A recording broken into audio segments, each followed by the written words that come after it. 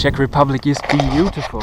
And not only that, it also used to be the European hub for alchemy during the Middle Ages. Interesting stuff, so let's go to the city of Prague to find out more. Prague offers not one but two former alchemy labs that were actually being used at the time and have since been turned into museums. They have pretty weird and interesting stuff on display, most of it is pretty quirky, but it got me interested in the bygone art of alchemy and its goals. I assume everyone knows about the Philosopher's Stone and its characteristic of being able to turn any base metal into pure gold. But there's so much more the stone can do.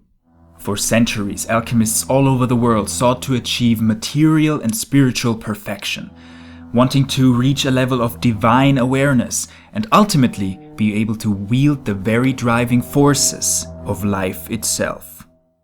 But let's not get ahead of ourselves here. Let's take a look at this.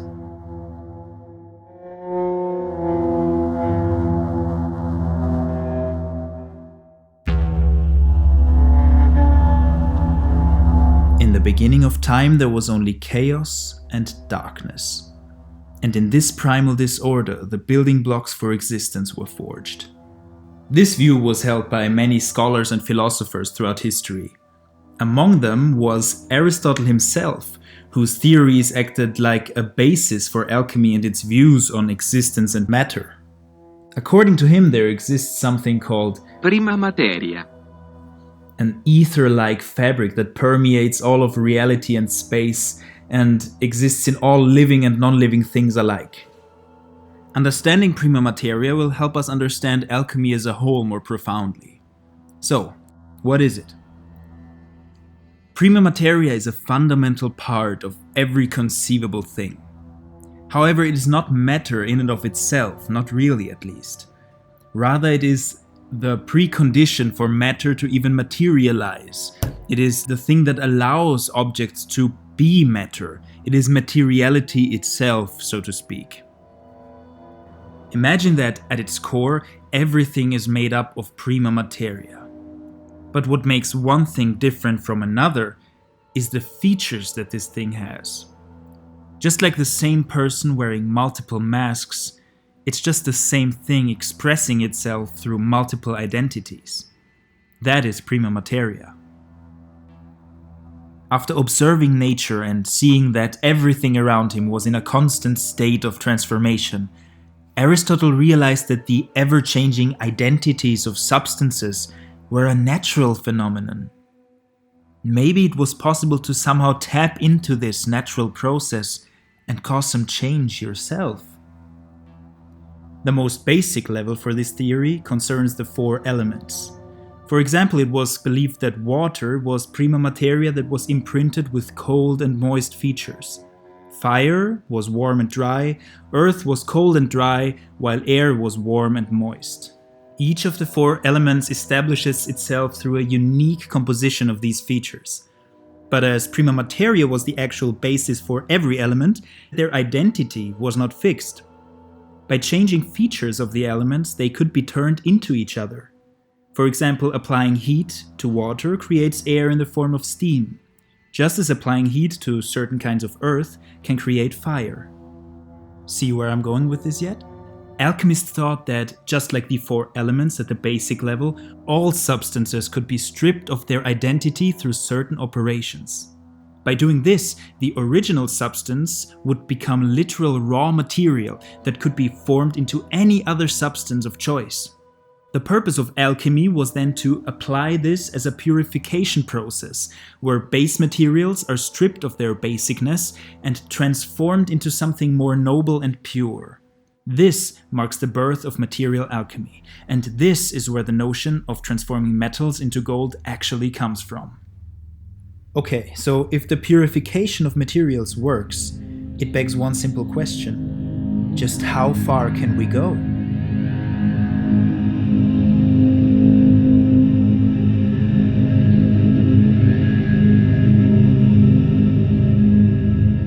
The end goal of all alchemists around the world was to finish the magnum opus.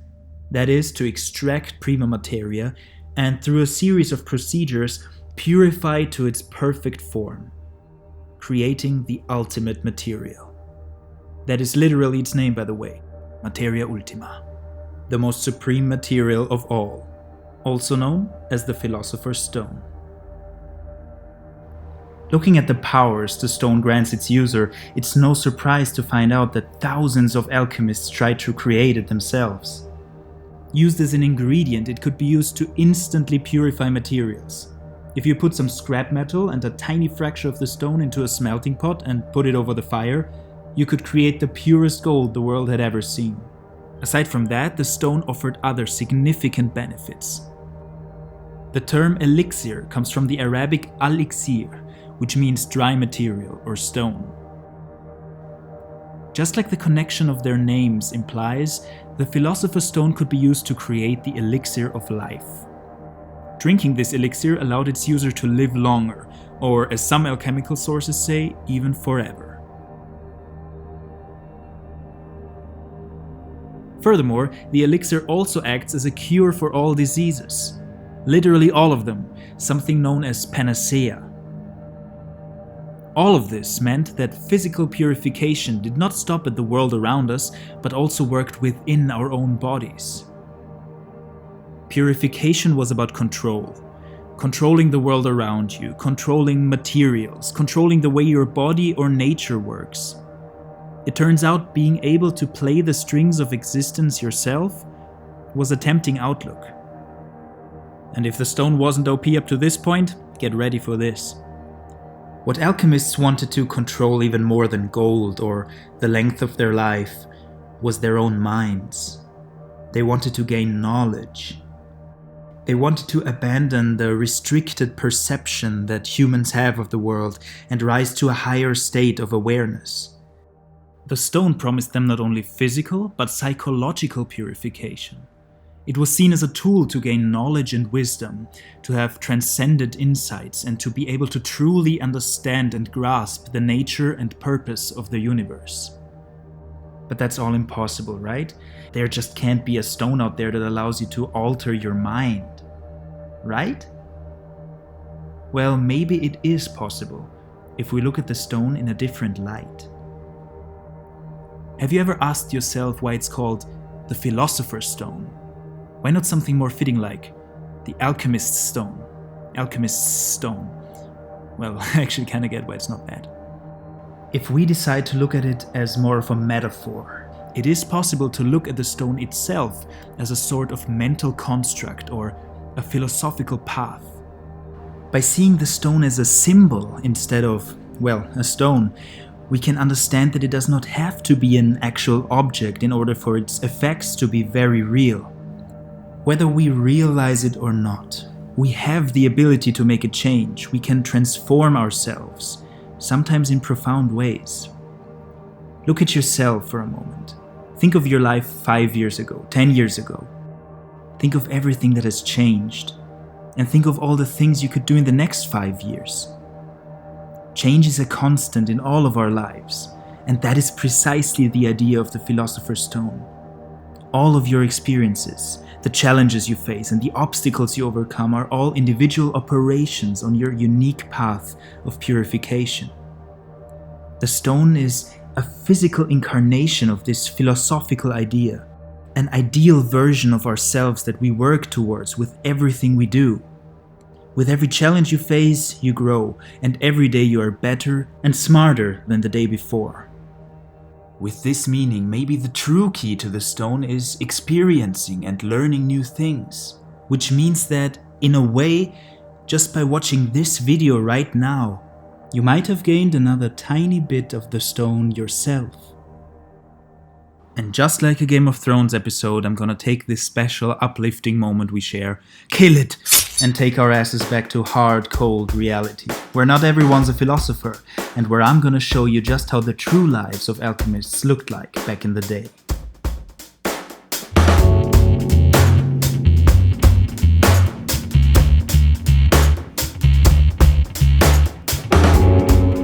In the 2nd century in China, there was a man called Wei Boyang.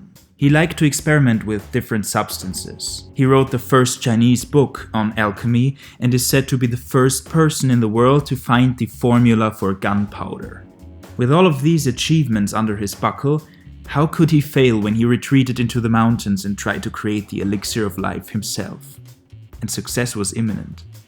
One morning he concocted a golden elixir and gathered 3 of his disciples and a white dog around him. He said, "The gold medicine is now made, but it ought first to be tested. Let us give it to this white dog." Wai Po Yang fed the medicine to the dog, and it instantly died. "I fear the elixir was not perfected," the master calmly observed. In fact, stories like these are not uncommon. Especially in China, attempts to create the stone or the elixir ended up not in longer life, but often in a shorter one, as many quote-unquote alchemists became addicted to the potions they created and poisoned themselves to death. In the 8th century, Jabir ibn Hayyan, an Arabic alchemist who followed Aristotle's theories very closely, had a different approach to finding the stone. Quite unexpectedly, mathematics. He gave every material a numerical value. The perfect Philosopher's Stone was a solid 100. Gold was 20. He also numbered processes like smelting, which was 1/200. In alchemy, the transformation of matter had to be balanced, so he wrote down an equation. And he found something groundbreaking. The stone was actually quite simple to find after all. All you had to do was to take gold and smelt it exactly 1,000 times. And that's it. 20 times 1,000 over 200 equals 100. The math works out. Does it make sense though? No. Did Jabir pick these numbers at random? Probably. So, does this give any credibility at all to him as an alchemist? Well, no, and this is sadly reflected in Jabir's own legacy, as the Latinized version of his name is the origin of a word we use to describe meaninglessness and nonsense. When you talk about alchemy, you have to talk about the most famous alchemist, Nicholas Flamel. According to some sources, he was the only one who has ever managed to create the stone for real. Nicholas Flamel is the only known maker of the Philosopher's Stone. What? But there's a catch to his story. You see, for every known alchemist there are countless pseudo-texts that have been attributed to them, but whose actual author is either unknown or just a different person. This was also the case for Nicholas Flamel. Nicholas was a writer in Paris and came from a poor family background. He was good with handling money himself, and he wrote and sold precious manuscripts to the people of Paris, including the nobility at the time. Because of his skill, he accumulated a significant amount of wealth throughout his life. And because of his generous charity, he began to draw eyes on himself. After his death, people simply refused to believe that Nicholas could have earned this much money as a simple writer. The logical deduction was then that he had to have found the Philosopher's Stone, of course, because how else could he have gotten so rich? And so, after his death, many alchemical works were all attributed to his name. And that's the story of Nicholas Flamel. A little bit underwhelming and quite different from the legends that are woven around his name. Personally, I get two things from his story.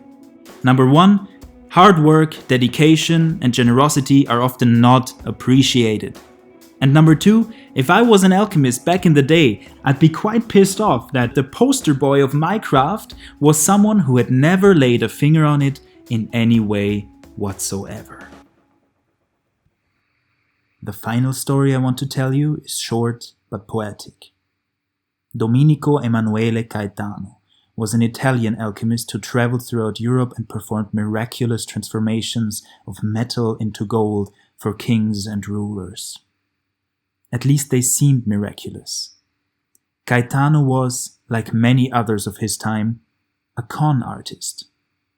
He harnessed the philosophy of alchemy to make people believe that his tricks were real. Simple misdirection and a knack for performance carried Gaetano to noble courts around Europe, where he lived and performed, having everything he could wish for, but always at the risk of revealing his wonders.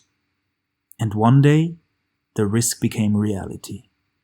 His magic was exposed as the trick it was, and after trying to flee, Caetano was caught and executed in a way that best reflected his life and the fraud he committed, hanged from a gallows that was coated in thin sheets of gold.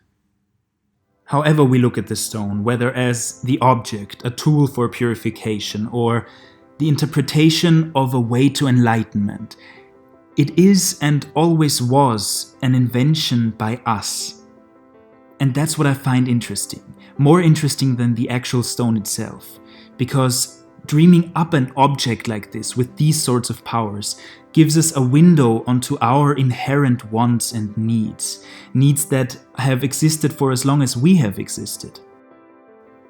As a final thought, I want to share this with you. This is a piece of art taken from a medieval alchemical text. It depicts a typical scene in a small village in the countryside, and if you look closely you can see that the stone can be found all around the landscape. The description of this picture reads that the stone can be found all around us, but is often not recognized by many. Maybe the stone represents the wonder of existence.